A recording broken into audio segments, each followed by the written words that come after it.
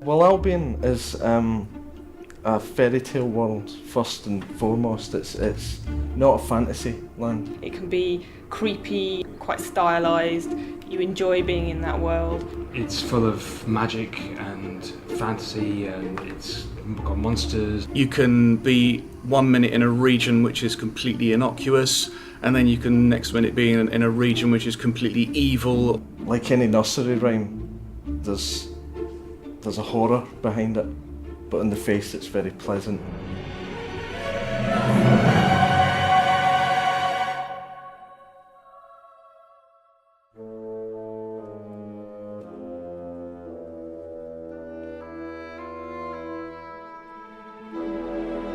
Fable 2 is set 500 years further on in time from Fable 1. The reason we did this is we really wanted to make a leap from it being kind of a oldie worldy fantasy world to a bit closer to our time now. So there's guns in the world. The locations you visited in Fable 1, some of them have gone completely, some of them are back, but they're ruins. Enabled us to sort of advance the world so that we could actually tell the story we wanted to tell. We sat down with Fable 1 and we kind of looked at a film called Sleepy Hollow by Tim Burton. And we said, well, wouldn't it be great to have a game that kind of looked like that? The influences we've got have come more from filmic backgrounds rather than other games or comics or whatever. We've kind of veered away from stuff like Lord of the Rings and all the kind of high fantasy stuff that people are very familiar with. We wanted a kind of Dick Turpin kind of look mixed with the darkness of Sleepy Hollow, and we've succeeded quite well in that kind of 17th, 18th century type thing. The world's a little bit darker. There's still that fantasy element there. Sometimes there's this beautiful landscapes that are there. There's village lives and cities, but the whole world is a little bit closer to our times.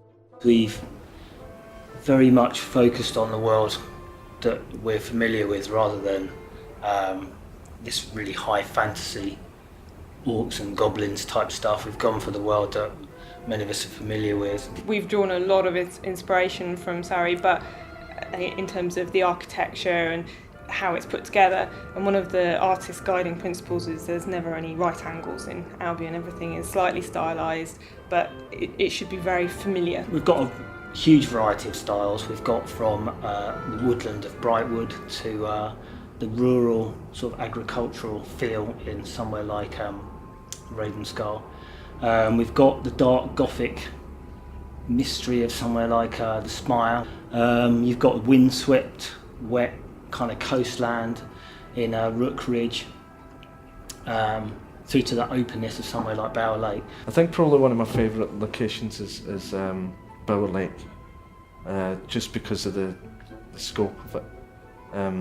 The game starts quite tight and we open it up by the second chapter, and the first time you see it truly open is in Bower Lake, and that has lots of sections. And like every other region, lots of secrets. Right from the top, we'll gather an awful lot of reference. So obviously, the internet's fantastic for that. We can find as much as we need through just Googling stuff. We can go out and take photographs locally, which we have done quite a lot in the past. Not so much with this. We certainly did in Fable. We have done that to a certain extent. Then we have a couple of concept artists who will concept up really kind of broad visions of how they would see it, and from that point onwards we'll start homing it down and fine-tuning and using what we think works and dumping stuff that we don't. The world itself was composed of light and dark. It's important to have contrast in each area, especially in terms of plot points in the game. In order to get the most impact for a region, you would need to have the light one before it and then hit the dark, and so that it blows you away a bit more.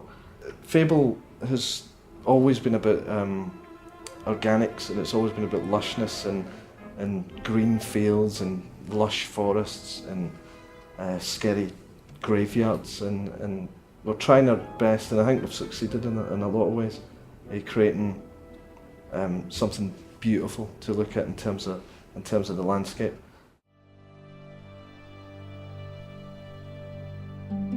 A lot of creatures have made the transition from Fable 1 to Fable 2. They're the ones that were the most popular among the team. And the Balverines made it through to Fable 2 because we liked some of the backstory involved in them. I mean, essentially they're werewolves, but there was a lot of scope for comedy and storylines within that. And the trolls, something that we really wanted to expand on from the first game, because the trolls were essentially the earth becoming alive, and we wanted something just huge.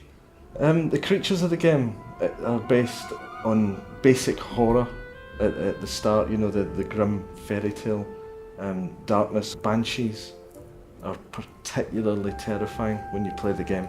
They're real. We went to town on the horror of that. They summon little ghost children with pointy knives to come after you with glowing red eyes, while they scream in the background, and it's quite blood-curdling when you see it, especially as it follows some of the more light-hearted moments in the game. The atmosphere we tried to create is one of a fairy tale world that's otherworldly, that doesn't feel like any other world you've seen before, but still sort of familiar to you. Invokes sort of childhood memories to maybe a certain extent, that's beautiful, that's also scary in parts, and the sort of place that you'd really want to explore.